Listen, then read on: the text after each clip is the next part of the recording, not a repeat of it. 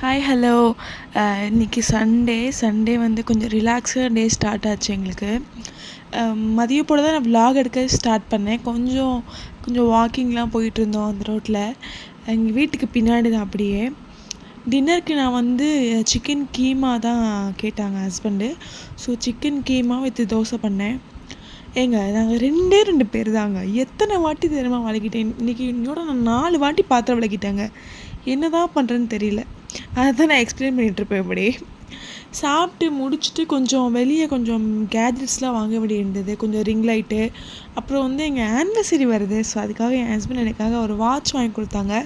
So 2-3 watch பார்த்ததில் பிடிச்சிருந்தது. So வந்து வாங்கிட்டு நல்லா சாப்பிட்டோம்.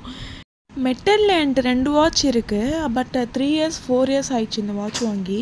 இந்த மாதிரி மாடல் என்கிட்ட இல்லை, போடணும்னு ஆசை கேட்டேன், வாங்கி கொடுத்துட்டாங்க. So happy.